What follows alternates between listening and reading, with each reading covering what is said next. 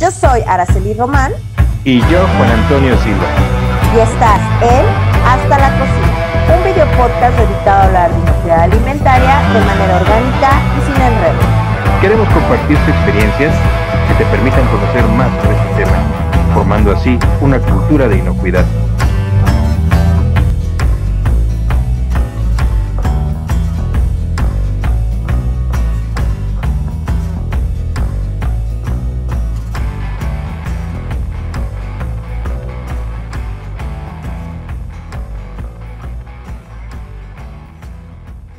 Lavar lechugas, espinacas, acelgas, o tal vez berro, perejil, pero aún cilantro.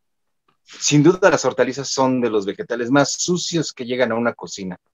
Portan una gran cantidad de tierra, llegan a traer gusanos, orugas y otros bichos de campo. Además, nos recuerdan en los cursos que hemos tomado muchas veces que las hortalizas son un vehículo para huevecillos de parásitos. Es importante lavar las hortalizas, sin duda, pero al pensar en lavar y desinfectar vegetales, se nos viene a la cabeza el recuerdo de tener que lavar 10, 15, no, 20 o más lechugas romanitas, cajas y cajas de berros o manojos de cilantro, tamaño central de abasto. Ahora, si esto es difícil, todavía nos falta el método correcto de lavado y desinfección con el típico talla hoja por hoja, revisando que los productos químicos usados sean adecuados para vegetales, revisando que el tiempo que dejamos las cosas sumergidas y a veces una gran cantidad de detalles técnicos que debemos dominar, sin perder de vista que en una cocina el tiempo apremia. Parece una tarea tediosa, aburrida, pero en realidad es una faena digna de un manipulador de alimentos con bastante experiencia. Entremos, pues, a comentar los detalles y dificultades del lavado y desinfección de hortalizas de hoja grande y manojos. Hola, hola, ¿cómo están? Hola, Ara, ¿cómo están? Qué gusto saludarlos a todos. Aquí tenemos a gente que ya es de la casa, que podríamos decir que son invitados, pero ya son de la casa. Está Alex y está la chef Silvia. ¿Cómo están? Hola, bien. Y como yo colapsada. ¿Por qué? El tema toda la información, todo lo que dijo, que la verdad es real, o sea, sí sucede en una cocina. ¿Y cómo tenemos que lavarlo, no? Cuando nos vamos a enfrentar en hojas muy grandes, como las lechugas o las acelgas, o en hojas que vienen enrolladitas una tras otra, como es un poro, o hojas tan chiquititas como pasan con el cilantro y el perejil o la hierbabuena. Y espérate, ¿qué hacemos con el romero? ¿Se lava? ¿Se enjuaga y se desinfecta? Entonces, Alex, Toño, Ara, ayúdanos por favor, porque de verdad que ahora sí la chamba está dura. Ya no es lo duro, sino lo tupido. Sale, tú, Alex, te avientas las lechugas y yo lavo los berros. ¿No es cierto? Órale. Pues sí, efectivamente, chef, todo se tiene que lavar y desinfectar, sobre todo estos vegetales que vienen de campo y que pueden traer entre el interior o la parte que va envolviendo materia extraña, residuos de plaguicidas y obviamente microorganismos como pueden ser parásitos, que algunos de ellos se pueden llegar a enquistar, es decir, a adherir de una manera muy fuerte que solamente por la acción mecánica del lavado y del desinfectante los vamos a poder eliminar. Entonces no hay de salvarnos de esta. Oye, algo también muy importante, no podemos hacer un 2x1, un happy hour, enjuago y desinfecto, lavo y desinfecto, alguna de estas cosas. Qué bueno que toque ese tema, Che, para romper los mitos, ¿no?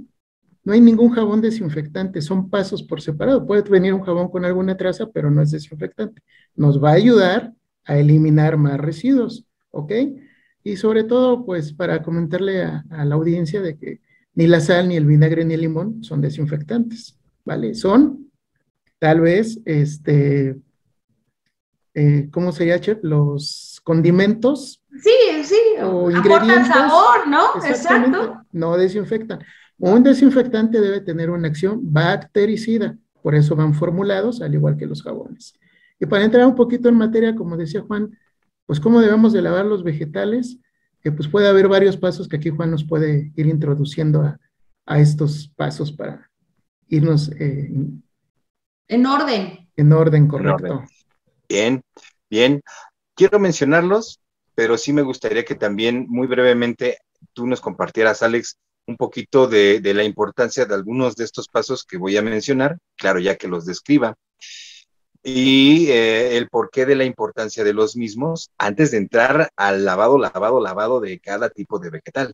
Ahora bien, la técnica siempre nos va a referir a los 3 pasos básicos de limpieza y desinfección en una cocina. Lavo, enjuago y desinfecto. Sin embargo, van a haber 2 pasos previos que debemos considerar, que sería, primero, un retiro de las partes del vegetal que, digamos, están feas o ya no son aptas, y que en cocina le llaman escoger el vegetal. Es como cuando tomo yo mi manojo de cilantro y empiezo a retirar de él todas las hojitas podridas, negras o amarillas, marchitas, quebradas, que obviamente ya no son aptas para su consumo y que voy a quitar antes de empezar a lavar. Una Luego, inspección, ¿no? Una inspección, tal cual. una inspección y selección de Selección. las partes más bonitas de mi planta, ¿no? Perfecto. En una lechuga o vamos a retirar las partes más externas, lo mismo que por ejemplo en una raíz o bulbo como sería la cebolla, quito las capas más exteriores que generalmente están maltratadas y luego ya me quedo con lo que apenas voy a lavar. Ahora, en el caso de las hortalizas, y Alex no me va a dejar mentir, son las más sucias, son de los productos más sucios que pueden llegar a mi cocina. Ni siquiera a veces una raíz como una papa o una zanahoria viene tan sucia como un cilantro, una espinaca, ¿sí? Es muy curioso, pero bueno. El punto, ¿cuál es? Hay que hacer un preenjuague.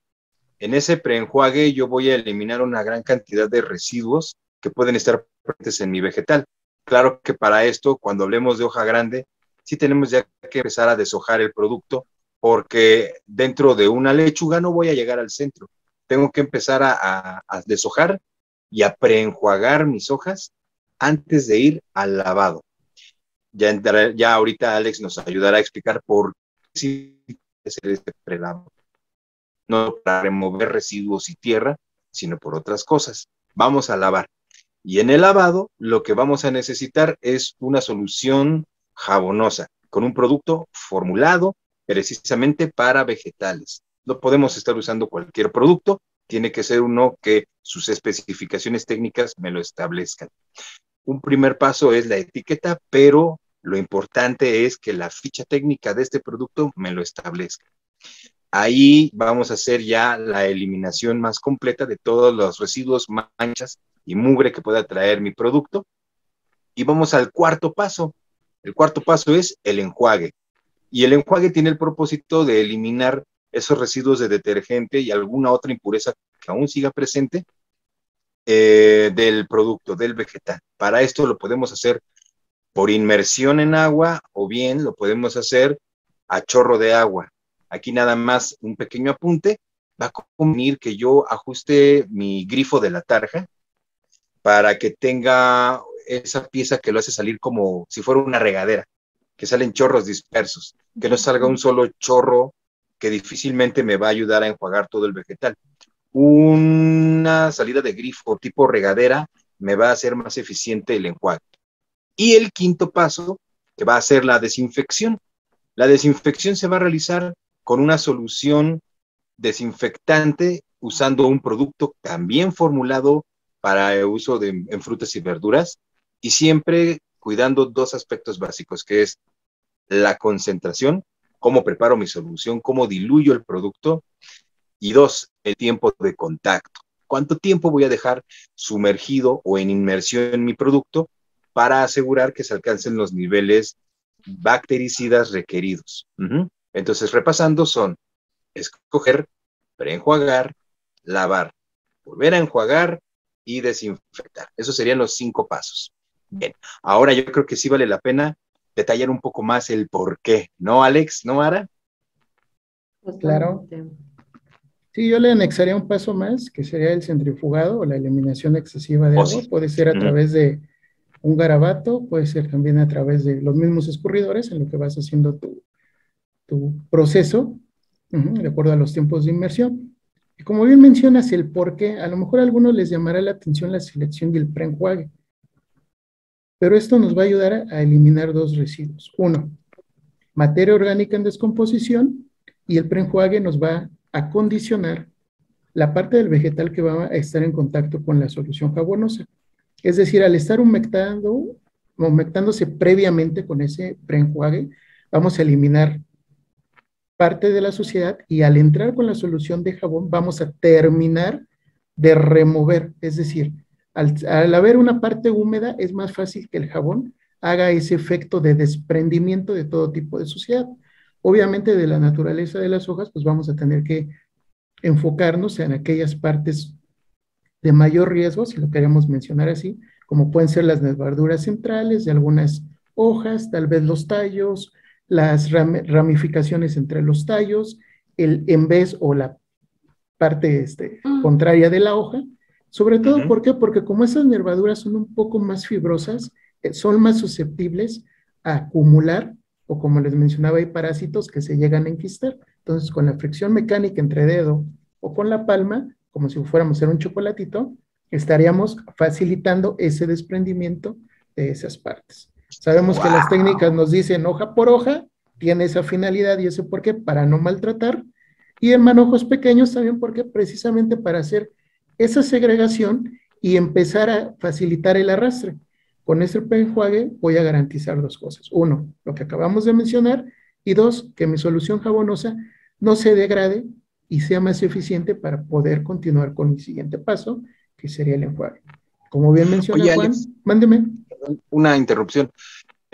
Pláticas previas, tú nos comentabas también de que esa preparación del vegetal también va en cuestión a la temperatura, que de alguna manera el que yo moje el vegetal antes de sumergirlo en agua jabonosa también le ayuda, ¿no?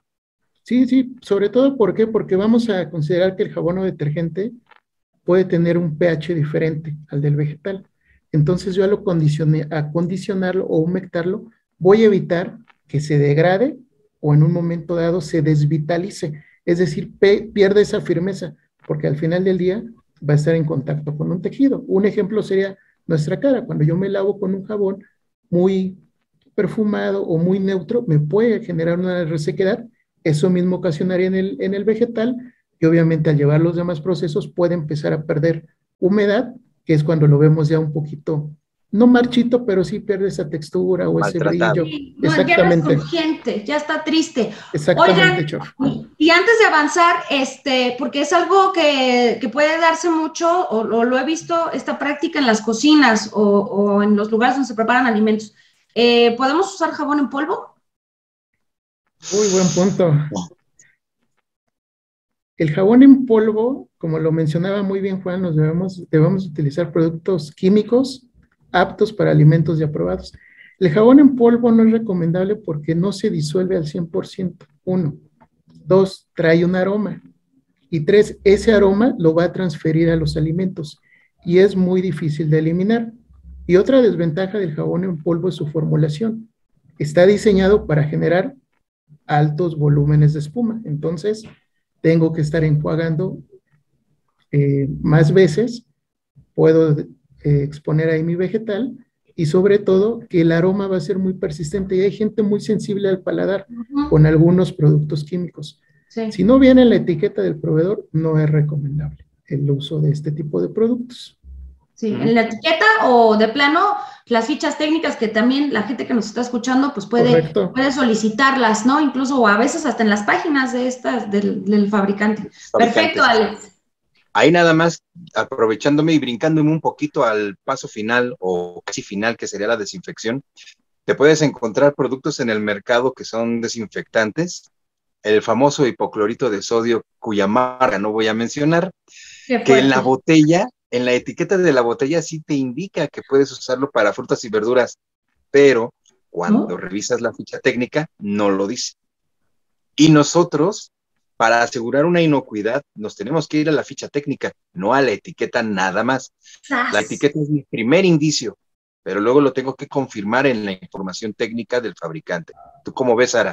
¿Esto es correcto? Yo creo que hay que ver la vigencia o la última actualización de las fichas técnicas, porque la marca que mencionas, sí lo trae la ficha técnica, pero a mí me ha tocado ver diferentes versiones. Entonces, Mira, hubo una pauta en cuanto en la versión 2018 se indicó de la norma de incentivo H, se indicó que los productos para lavar deberían de indicar en sus fichas técnicas o en sus etiquetas que eran para alimento.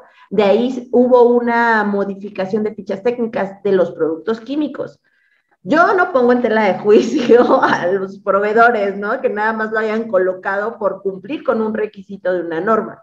No lo pongo en tela de juicio, tal vez hicieron sus pruebas y demás.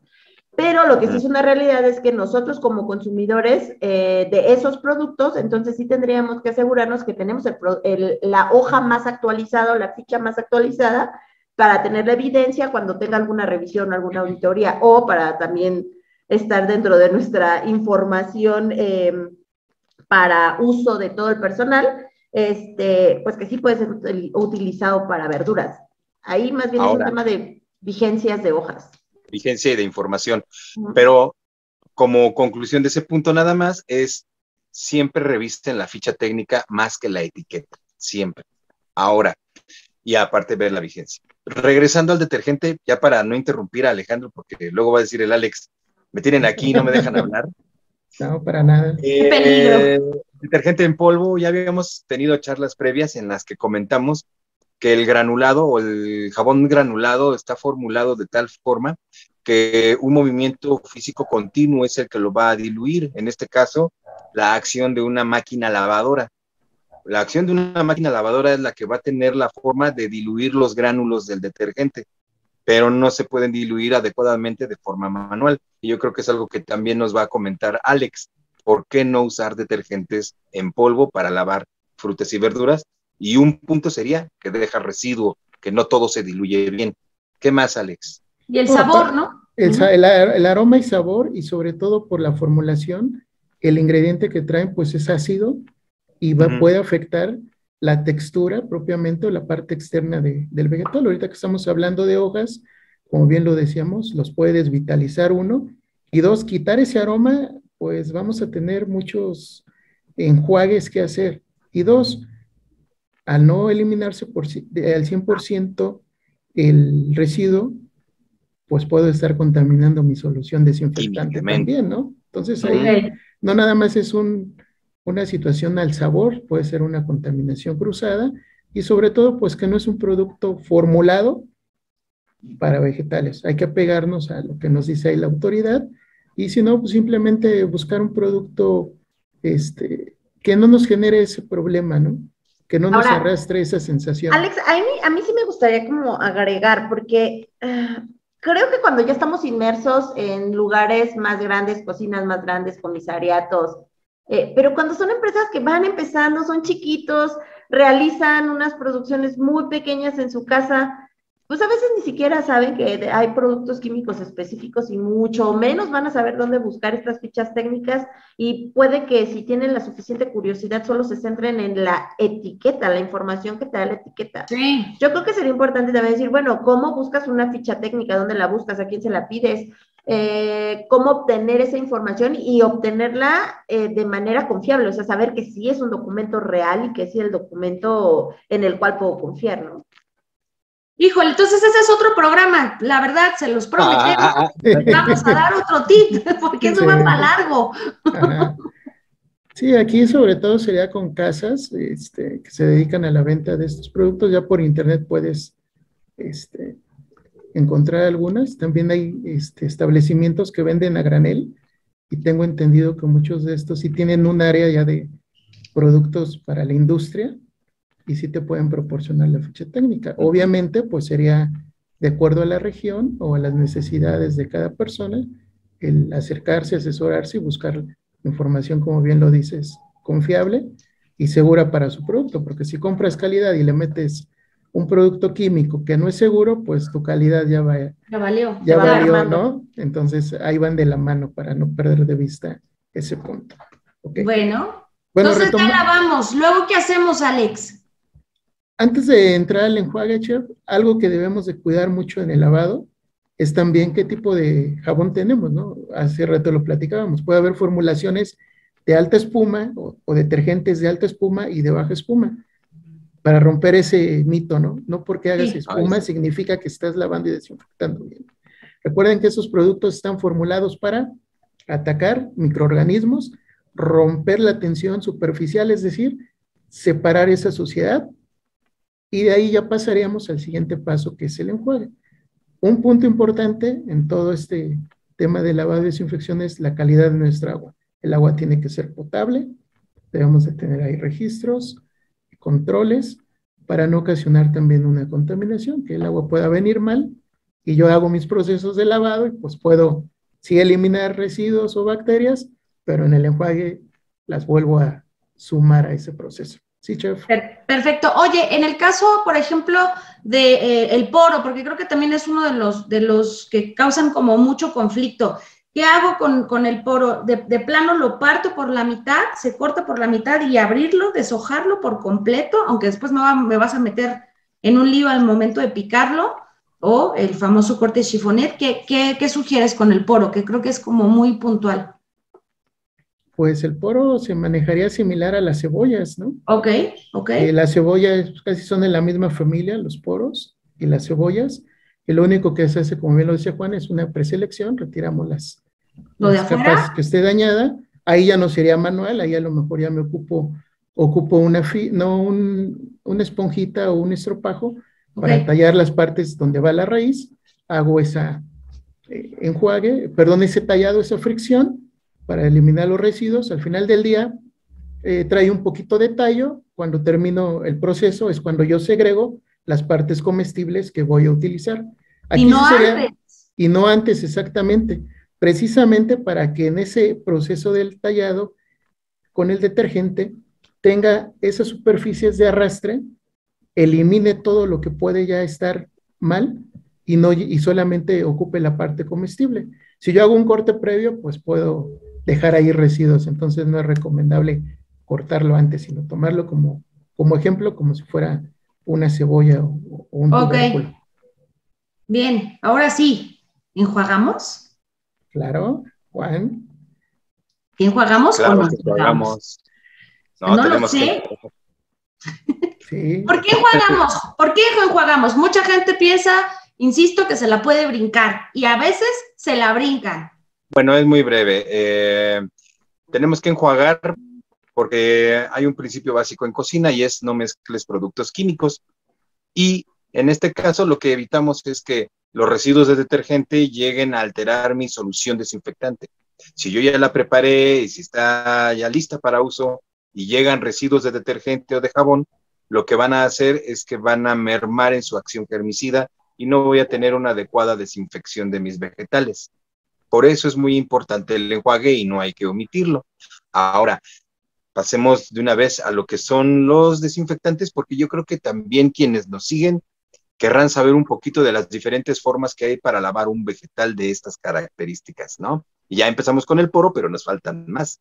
Entonces, Alex, ¿qué nos puedes comentar de lo que son el proceso de desinfección química? Sí, mira, antes de entrar a la desinfección química, para terminar de redondear el punto del enjuague, Sí. porque es importante, chef, además de lo que mencionaba Juan, terminar de arrastrar, es decir, desprender cualquier partícula o cualquier suciedad adherida que nos haya ayudado el jabón a desprender. Entonces, es muy importante, limpio, termino de eliminar residuos y ya dejo el proceso concluido o dejo el vegetal apto para pasar a la desinfección. En la desinfección, pues hay una gran cantidad de productos, desde el tradicional cloro, algunos yodos que ya no se utilizan o se utilizan en menor cantidad.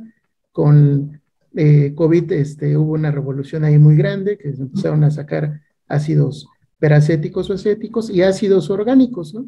Cualquier producto es bueno, por supuesto, siempre y cuando considere dos aspectos: concentración, que me recomienda el fabricante, y tiempo de inmersión. Y eso lo obtengo en la ficha técnica del producto. De acuerdo a mi solución, pues lo preparo. Aquí, como tengo que hacer esta validación, me tengo que apoyar con unas tiras reactivas que me van a indicar que son las concentraciones adecuadas. Si no tengo tiras reactivas, pues nada más medir la parte que me indique el fabricante de productos químicos. Sí. En la plática mencionaba la chef un producto que le causa un poquito de Duda. extrañé eso, duda, y en la pandemia... Está muy de moda, está muy de moda. Que es el ozono. Sí. Yo les voy a platicar que el ozono, a mí me ha tocado verlo solamente en farmacéuticas para desinfección de loza y desinfección de frutas y verduras. Pero ahí sí tenían una campana de flujo laminar, es decir, que captaba los vapores, porque nos comentaba el experto que cuando se da esta mezcla del ozono con el agua, libera oxígeno, que vendría siendo similar cuando un buzo sube a la superficie, que debe de haber una descompresión. Bueno, los equipos caseros supongo que ya deben de tener por ahí un dispositivo. Y ellos validaban esta información a través de retros microbianos y los tiempos de inmersión eran mínimos, porque prácticamente nos hablaba de una destrucción a nivel molecular. Wow. Y daba muy buenos resultados porque ellos tenían ahí sus análisis, su calidad de agua, y pues nunca hubo ninguna queja. Y estoy hablando de farmacéuticas grandes que ocupaban este método. Hoy con la pandemia en COVID se llegó a ocupar mucho en plaqué y en loza, precisamente por el contacto con la boca para romper cualquier posible transferencia, aunque ya estaba científicamente comprobado que por alimentos no se contagiaba uno, pero tal vez por la superficie sí podía darse. Sí. Esos serían algunos de los químicos más comunes, algo alguien que quiera comentar. De plano, y volver a mencionarlo, entonces el tema esto de, porque quiero ser súper pro natural y súper pro moderno y moderna y demás, hippie chic trendy, el asunto de usar sal y gotitas de limón y gotitas de vinagre, una vez más, Alex, que quede clarito. Son mitos, chef, no sirven, como lo platicábamos, son condimentos o son ingredientes para las recetas, no son productos químicos formulados. Y vamos aquí a dar un tip. Para que un producto elimine microorganismos, tiene que tener un efecto bactericida, y estos productos no los tienen, son ácidos, no son productos bactericidas. Entonces, sí romper un poquito ahí estos mitos. Sí, sí, porque la gente lo confunde, ¿no? La gente lo confunde y empiezan a hacerse ideas alucinadas de que que todos los químicos que estamos consumiendo. Esa es la otra pregunta. Cuando desinfectamos, verdaderamente nos comemos todos esos químicos así, ya sabes, del diablo, todas esas sustancias químicas quedan en los alimentos y nos están matando por dentro. La realidad es... Pues en realidad es que aquí hay dos factores importantes. Por un lado, sí va a haber sustancias químicas agresivas, sí, o inorgánicas, si le queremos llamar de alguna forma. Pero Alejandro mencionaba algunos productos que son de origen orgánico. Por ejemplo, puede existir la confusión de, oye, no puedo utilizar limón porque no desinfecta, pero a la par están vendiendo productos con concentraciones de cítricos, entonces ¿funciona o no funciona? ¿Ok? No puedo usar ácido como un vinagre, pero me estás vendiendo tipos de ácidos orgánicos para hacer desinfecciones. Alejandro mencionaba el peracético, al día de hoy se utiliza el ácido láctico también. Bueno, ya tiene bastantes años, por lo menos 10 años en el mercado este tipo de productos. Entonces, aquí lo que hay que hacer es buscar productos según lo que nosotros busquemos. Si no queremos orgánicos, si no queremos inorgánicos, pues vámonos a la tendencia de lo orgánico, derivado de productos cítricos o derivado de algunos ácidos, pero lo que tenemos que asegurar es que nuestro producto funciona. Alejandro mencionaba que se verificaba que a través de tiras reactivas nosotros estamos haciendo concentraciones adecuadas, pero eso es una mera verificación. Si tú quieres validar que el producto funciona, entonces rétalo, ponlo a prueba y mándalo a un laboratorio, y que el laboratorio te diga que en realidad ya no hay crecimiento microbiano después de haber utilizado tu producto, ¿no?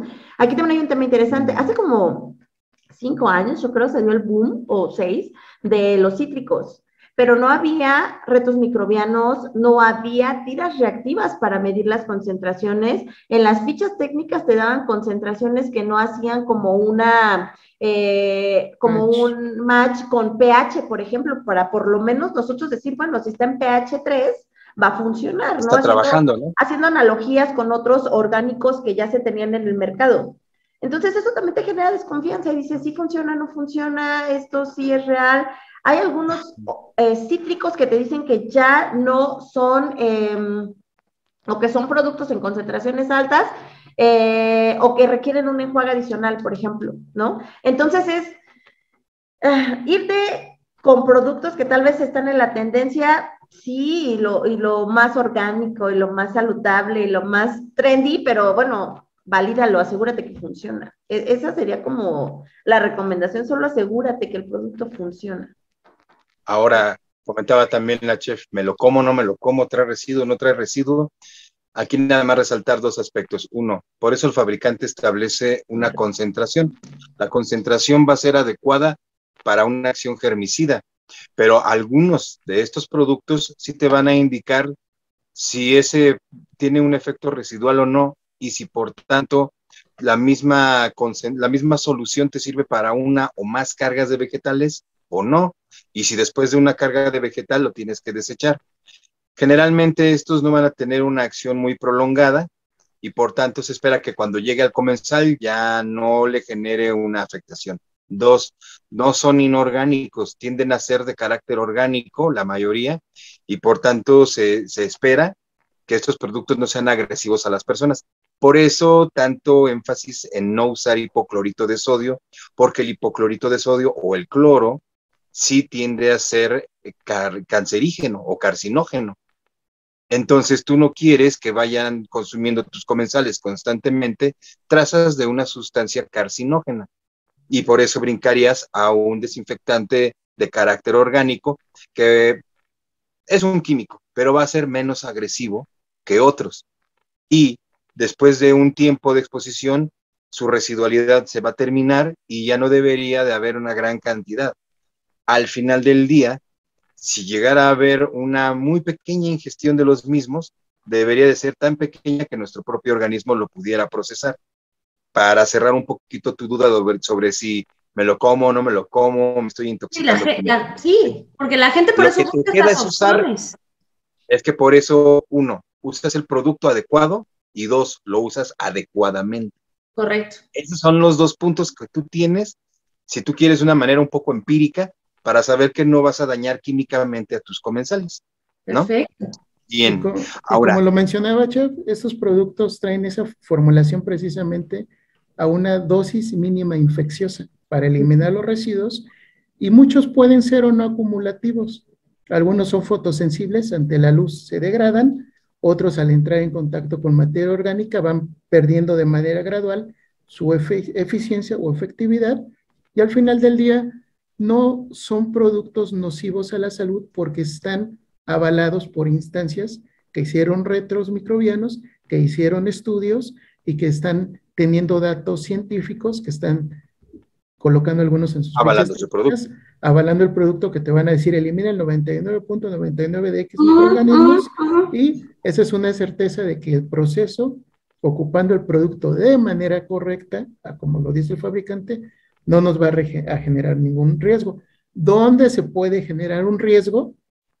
Cuando sale la creatividad y lo hago al chorro por ciento, o a ver, ponle otro poquito, ¿sí? Por si acaso.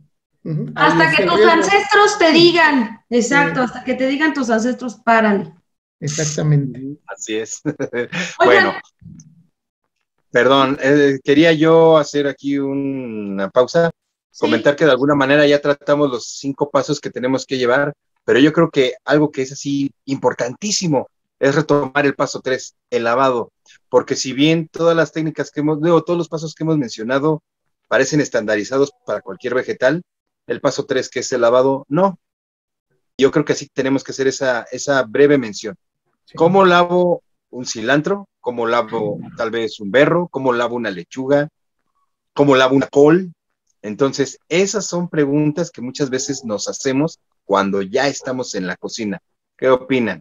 Yo creo que vale la pena mencionar. Si ya lo hablamos del foro, ahora vamos a hablar, ¿qué hacemos con una col, por ejemplo? ¿Qué hacemos con 20 lechugas, como lo vimos en la introducción?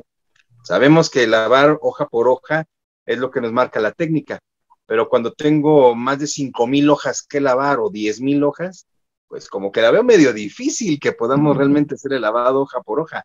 ¿Tú qué opinas, Alex? Bueno, ahí tienes que hacer una programación adecuada cuando es un volumen, precisamente. Si vas a llenar una tarja, ir dosificando esta producción para hacer, si no hoja por hoja, sí un remolino, una acción de que se moje la totalidad y sí poner tal vez mayor cuidado en la parte más gruesa, es decir, en los embés o en las partes fibrosas para arrastrar o lograr desprender toda esta parte de suciedad adherida o lo que viene de origen de campo, ¿no? Que en una hoja de lechuga o de acelga sería la parte central, central, ¿no? La exactamente. más dura y fibrosa. Igual en el caso de la col sería prácticamente el mismo proceso porque la col va a traer unas pequeñas hendiduras, curvas, donde tenemos que tocar tanto la parte interna como la parte externa para poderlo hacer. Pero, por ejemplo, eficiente. en la parte de la col, ahorita que lo mencionas, a diferencia de una selga, de una lechuga o de una espinaca, que son sus hojas relativamente flexibles y fáciles de manipular, las de la col no lo son. No, son muy rígidas y tienden a ser muy quebradizas, ¿no? Entonces, tratar de lavar hoja por hoja, yo lo veo porcionar y lo puedes manejar igual que una cebolla, ¿no? Al final, tu selección quita las hojas envolventes y puedes fraccionar y puedes empezar a segregar. No es tan viable el picar o el porcionar y meterlo, ¿por qué? Porque pues ya estás diseminando, exponiendo el producto, ¿no? Entonces no es tan viable. Tal vez ahí con la col sí, hay que tener un poquito de mayor cuidado en los volúmenes, cómo se va a hacer este lavado para tener un mayor control, sobre todo por la parte de que no es tan flexible la hoja. A diferencia de un manojeo, como pudiera ser un cilantro o un perejil, que aquí desde que yo hago la separación del cilantro, puede llegar con raíz o sin raíz, hago esa selección y empiezo a tallar de la parte del tallo hacia las hojas para luego en inmersión hacer una turbulencia, por llamarlo de alguna forma, y terminar con las yemas de los dedos tocando la parte de las ramitas, y al hacer este proceso yo lo que estoy haciendo es generar una fase que voy a tocar la parte interna, la parte externa y voy a remover exactamente, y no tengo que estarlos frotando con las manos, que es donde puedo ocasionar el daño y se me pueden doblar las hojitas, ¿no? Sobre todo cuando va para alguna decoración. Si va para salseo, bueno, pero vamos a procurar no dañar mecánicamente los vegetales cuando se hace este proceso. Caso de acelgas, pues es muy similar la acelga a la lechuga porque tiene cierta resistencia, cierta nervadura fibrosa, a diferencia de una espinaca, que la espinaca es un poco más flexible. Me tengo que enfocar más en la espinaca en la parte del tallo. Bueno, si es que le voy a dejar una parte del tallo para el lavado y volver a hacer esta misma fricción, como te digo, la turbulencia, para tratar de llegar a las partes centrales y a la nervadura, ¿no? Igual la espinaca hay que tener en cuenta que se desvitaliza con mucha facilidad porque es una estructura un poco más rica en clorofila, a diferencia de las lechugas, vemos su color, entonces tiende a soltar mayor pigmentos cuando se hacen estos procesos de lavado y desinfección. Y usted lo puede constatar, Chop, cuando llega a blanquear una espinaca, pues el agua queda totalmente verde, ¿no? Sí, completamente. Ok. Muy bien. Duda del $1,000,000, ¿se quita la raíz o no se quitan las raíces? ¿En el lavado? Sí, en el lavado, iniciando el proceso, este proceso que mencionan que va antes de echarlo en agua jabonosa, la selección. Muchas veces tienes el manojo y lo que hacen es quitar la raíz, porque también es la zona donde suele traer más tierra. Entonces, ¿se quita o no se quita? Yo he escuchado teorías en las que dicen que no debe de quitarse, y a mí me queda la duda porque esto también pasa con productos que siguen teniendo su pedúnculo, su ramita, no sé cómo llamarle. Sí, que tienen brotes en el tallo, ¿no? Y que muchas veces te dicen, no se tiene que quitar, porque al final lo que estás haciendo es dejar una herida en el producto donde puede existir, se puede introducir algo. Ok, mira, te voy a poner 2 ejemplos con 2 hierbas. El cilantro normalmente se comercializa con raíz, precisamente porque es una planta un poco menos fibrosa que un perejil. El perejil normalmente se comercializa sin raíz, pero que te dan una gran cantidad de tallo.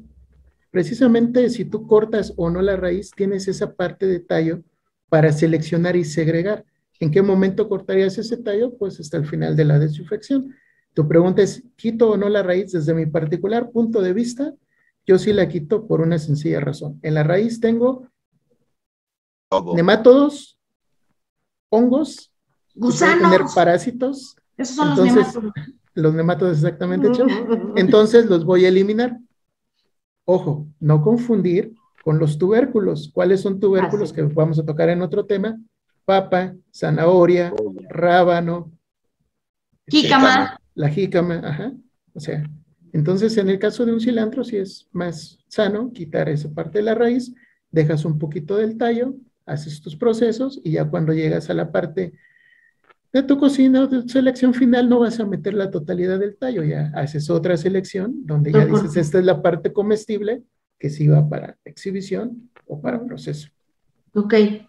No sé si Juan tenga ahí. De todos modos, va a surgir la controversia porque en diferentes ámbitos y sobre todo cuando buscas una certificación en cocina como distintivo H, el mismo manual te lo dice y algunos verificadores lo observan y dicen, no, tienes que quitar la raíz hasta el final. Yo estoy de acuerdo contigo porque sí, la parte de la raíz es la que va a traer la mayor cantidad de contaminantes, ¿no? Y hace rato comentabas del secado de vegetales después de la desinfección, porque algunos pueden prelavarse para luego almacenarse y facilitar su uso, que es una excelente práctica, pero no es aplicable para todas las especies vegetales, porque, por ejemplo, estas de las que estamos hablando tienden a pudrirse después de mojarse y no las podría almacenar lavadas precisamente por esa situación. Entonces, sí se vuelve un tanto contradictorio guardar un vegetal con raíz como el cilantro antes de ser lavado en una cámara o en un refrigerador o tenerlo en un anaquel, porque estoy permitiendo el ingreso de contaminantes de toda índole, pero también no me permiten cortar la raíz antes de empezar a hacer el lavado del vegetal. Te voy a comentar aquí del cilantro. Hay ya proveedores, cuando me han tocado en certificaciones, que ya el cilantro se los da sin raíz. Es como el perejil y se lava.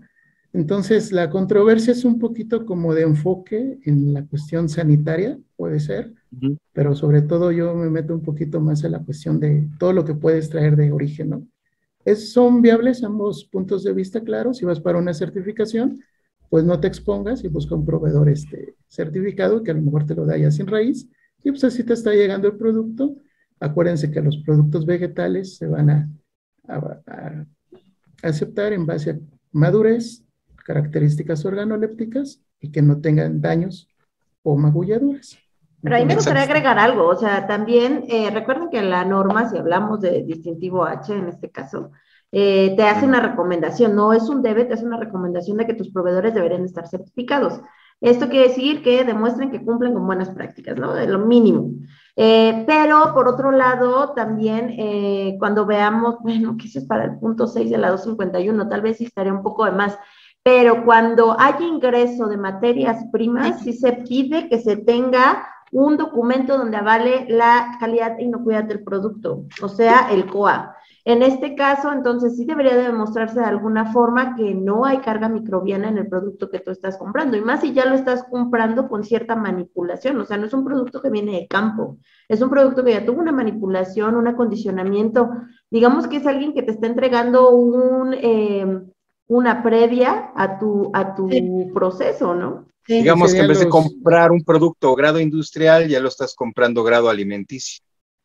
Sí, aquí podríamos tocar los ready to eat, ¿no? Hace rato mencionábamos los mixes de algunas ensaladas o lechugas, ¿no? Que ya están, o sea, listos. Que ya están listos, tienen que pasar por este proceso que estamos comentando, y ahí sí nos debemos de apoyar con la ficha técnica del proveedor, porque él nos va a decir de qué campo viene, cómo lo lavó, qué ocupó, qué calidad del agua y si está listo para consumo, ¿no? Una cosa es listo para consumo y no lo exime el lavado, dependiendo para el sistema que lo estemos, o que pretendamos ocuparlo, ¿no?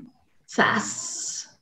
Y muy retomando bien el tema de lo que decía Juan, de los vegetales, que si todos se pueden o no centrifugar o secar, tiene mucha razón, Pero es muy importante que aquí consideremos un detalle, porque es importante luego el eliminar ese exceso de humedad. El vegetal de manera natural sigue un proceso de maduración, ojo, no descomposición, maduración, que va a ir avejentándose y va a llegar ya a su etapa final, que puede ser que ya no es apto a la vista o al gusto, porque ya perdió esas características que tenía como la vitalidad o el brillo, ¿no? Entonces, en el secado o en el centrifugado se busca alargar ese periodo que no vamos a poder controlar, que es la degradación natural del vegetal. Y pues, ¿cuál sería el comentario? Pues que se ocupen solo los que se van a preparar al momento. No es tan recomendable resguardarlos por días, porque aquí ya entramos otros temas de las cámaras, del orden, del acomodo, de la acumulación de humedad, que puede acelerar este proceso natural de degradación. No es descomposición, es degradación, porque el vegetal sigue estando en óptimas condiciones. Lo único que ya no va a estar tan verde, o ya no va a estar tan firme, y ya va a presentar. Exactamente. ¿Tiene que ver eso con procesos de maduración? O sea, la maduración y la degradación van junto con pegado. Junto con pegado. Los vegetales, chef, no son un no percedero, siguen respirando, son seres vivos y siguen madurando. Y van a tener que, tenemos que conocer condiciones de temperatura para conservación, condiciones de humedad. Le pongo el ejemplo del vegetal o la fruta más exitosa. Usted, la manzana que se come hoy no se cosechó hace un mes, tiene mínimo 1 año de cosecha. Se mete a frigoríficos, así como los microorganismos entran en un letargo, se baja la condición de respiración, de temperatura, se sube la humedad y la metemos como en un sueño profundo hasta que llegue al mercado. Si usted ha consumido algunas frutas de exportación, si ese proceso se hace mal o se congelan, por afuera estéticamente están perfectas. Cuando la parte, la va a ver bofa o la va a ver hueca, precisamente porque se dañaron las estructuras por el frío. Entonces, todos los vegetales tienen un proceso muy complicado. Aparentemente son simples de manejar, pero sí, para poder alargar la vida debemos de conocer ciertas condiciones que ya en otro capítulo tocaremos hasta cómo se clasifican. Alex, súper interesante ese comentario. Y yo creo que es momento de pasar a conclusiones, de cerrar este capítulo, que la verdad estuvo súper interesante, con información que creo va a ayudar a muchos de los que están en medio de este gremio, ¿no? Entonces, no sé quién gusta iniciar con la conclusión. Ay, ya hablen, chicos. No se amontonen. Bueno, Juan. Va, muy breve. Únicamente comentar. Sí se vuelve muy pesado a veces trabajar con una gran cantidad de vegetales. Es muy cierto que una buena programación me puede ayudar a, no a aligerar la carga, pero sí a distribuirla para llevarla a cabo de manera suficiente. Pero es la realidad que tenemos que lavar todo lo que tenemos que lavar para eliminar esa gran cantidad de contaminantes. De mi parte es todo. Chef. Oigan, además de una conclusión, más bien es una última pregunta. Ya sé que me van a matar, pero es importante. Los desinfectantes, después de desinfectar, enjuagamos, porque eso es, lo he visto a veces de manera muy seguida. Ya comentaba incluso hace ratito Alex y Ara que eso nos lo va a tener que indicar el fabricante en su información de uso, pero generalmente ninguno te indica. Bueno, yo no me he topado con alguno que te diga enjuáguese después de desinfectar. Al revés, dice no requiere enjuague.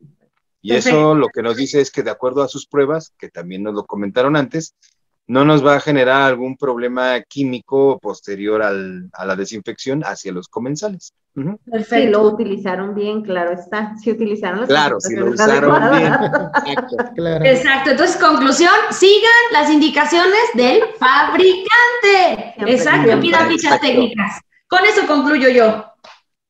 Perfecto. Alex. Vamos, Alex, vamos.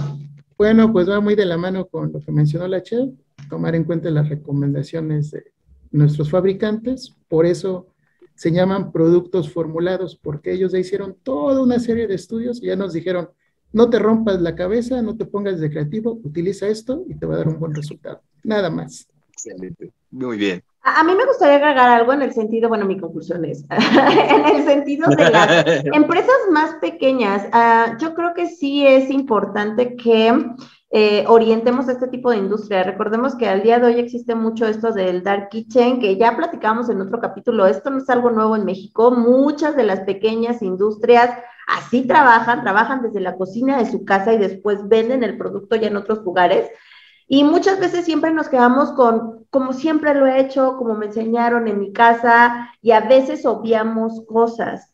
Yo creo que sí es interesante, obviamente, seguir nuestros instintos y lo que ya conocemos de medidas básicas de higiene, pero creo que en estos procesos de lavado y desinfección a veces no se tiene la lógica correcta. Entonces, sí es importante que se hiciera difusión en estos temas a este tipo de industria, porque al final hay que considerar que también la mayor cantidad de industria de producción de alimentos en México es de este tamaño, chiquitita, no son las grandes empresas.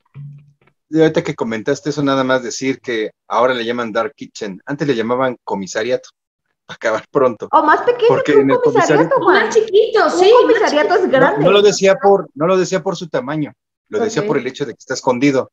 Sí. Quien recibe un servicio de eventos o quien llega a comer a un lugar donde la cocina no da para preparar, está comiendo algo que se hizo en otro lugar, que no conoce, que no ve.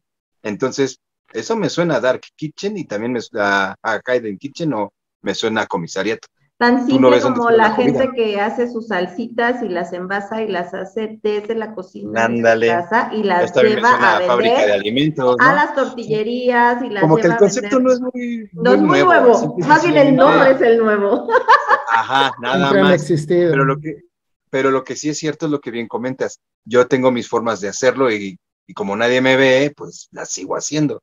Y no, hay que enfatizar en que hay métodos que se deben de seguir. Pero bueno, ya no me meto más. Muchas gracias por haber seguido este contenido. La verdad es que este capítulo estuvo buenísimo. Recuerden que estamos en Spotify, estamos en YouTube y ahora también estamos en iVoox. Entonces, síganos, escúchenos.